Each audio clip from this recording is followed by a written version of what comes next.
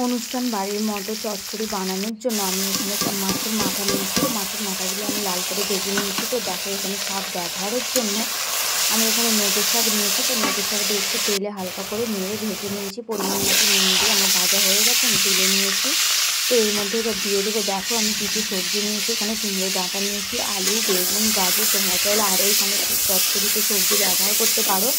আমার কাছে যতটুকু সবজি ছিল আমি ততটাই নিয়েছি। তো দেখো এখানে আমি এইটা একটু তেলেতে ভালো করে ভাজতে থাকবো। অল্প করে ভাজবো, খুব বেশি না। তোমরা চাইলে এটা আলাদা আলাদা করেও ভাজতে পারো, কিন্তু আমার কাছে খুব একটা বেশি সময় নেই বলে বাড়িতে খাওয়ার জন্য তাই আমি অল্প পরিমাণে ভাজা করেছি। তো দেখো এখানে আমি চচ্চড়ি ভাজার জন্য এখানে এবার দিয়ে দেবো পরিমাণ মতো নুন। তো একটু পরিমাণ মতো নুন দিয়ে দেবো, আর পরিমাণ মতো দিয়ে দেবো এখানে হলুদ গুঁড়ো। তো দেখো আমার চচ্চড়ির জন্য তোমরা কে কে এরকম চচ্চড়ি খেতে পছন্দ করো কমেন্টে জানিও। তো অনুষ্ঠান বাড়ির চচ্চড়ি খেতে তো দারুণ লাগে। তো আমি চেয়েছিলাম, আমিও চেষ্টা করেছি হয়তো একটু। তোমাদের আমার রান্নার ভিডিও কেমন লাগছে তোমরা কমেন্টে জানিও। এটা আমার রান্নার, আমি যেভাবে রান্না করি সেই রান্নাটাই তোমাদের কাছে আমি তুলে ধরেছি। তো দেখো এখানে আমার তেল দিয়ে খুব সুন্দরভাবে ভালোভাবে ভাজা হচ্ছে। তো যতক্ষণ না ভাজা ভাজা একটু হয় ততক্ষণ পর্যন্ত কি এটা নাড়তেই থাকবো। একটু সবগুলো একটু আলাদা করে, যেহেতু আমি ভাজিনি সেই জন্য আমাকে একসাথে একটু বেশিক্ষণ ধরেই একটু ভাজতে হবে। তো এখানে দেখো দিয়ে দিচ্ছি পরিমাণ মতো নুন, পরিমাণ মতো হলুদের গুঁড়ো,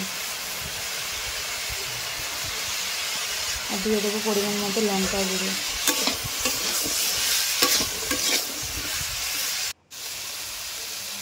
এখানে আছে আদা, জিরে, সরষে, কালো সরষে, সাদা সরষে, আর কি ধনে, মৌরি সব রকম একসাথে বেটে নিয়েছি। আমি মিক্সারে বেটে নিয়েছি সবগুলো একসাথে। তো দেখো এগুলো দিয়ে এর মধ্যে এবার ভালো করে আমার কষানো হয়ে গেছে। এর মধ্যে দিয়ে দেবো জল। তো দেখো আমার সেদ্ধ হয়েই এসেছে। তো এর মধ্যে দিয়ে দেবো ভেজে রাখা নোটের শাকটা। তো কড়াইতে ফোড়নের জন্য আমি এখানে দিয়েছি তেজপাতা। তো এখানে দিয়েছি 5 ফোড়ন, আর দিয়ে দেবো পেঁয়াজ কুচি। তো আমার পেঁয়াজটা ততক্ষণ লাল করে ভাজা হতে থাকে। তো আর কিছু আমি এখানে ব্যবহার করিনি, তোমরা চাইলে আরও মশলা দিতে পারো। তো এখানে আমি দিয়ে দিচ্ছি আদা রসুন বাটা। তো দেখো আমার আদা রসুনটা খুব সুন্দরভাবে ভালো করে ভাজা হয়ে গেছে। এর মধ্যে ভেজে রাখা মাছের মাথাগুলো ঠিক একটু ভেঙে ভেঙে নেবো। আমি এর মধ্যে দিয়ে দিয়েছি।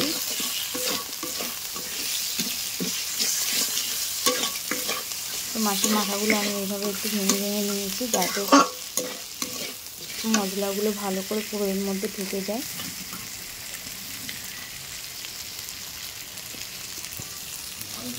তো দেখো এখানে আমার মাছের মশলাগুলো ভালো করে ভাজা হয়ে গেছে। এর মধ্যে দিয়ে দিচ্ছি আমি জিরে গুঁড়ো, আর অল্প পরিমাণে দেবো ধনে গুঁড়ো, আর দেবো গরম মশলা। তো এখানে আমি সানরাইজের গরম মশলা ব্যবহার করেছি, তোমরা চাইলে আরও কিছু ব্যবহার করতে পারো। তো দেখো এখানে আমি সেদ্ধ করে রাখা সবজিগুলো দিয়ে দিয়েছি এর মধ্যে। সবজিগুলো এখানে আমার দেওয়া হয়ে গেছে, সবগুলো একসাথে মিক্স করে নেবো। আর একটু কি ডাল কাটা, তোমাদের ওখানে ওটা কী বলে কমেন্টে জানিও। তো এখানে আমি ডাল কাটা ব্যবহার করেছি। তো দেখো আমার চচ্চড়ি রেসিপিটা দারুণ টেস্টি হয়েছিল খেতে। তোমরা চাইলে এভাবে বাড়িতে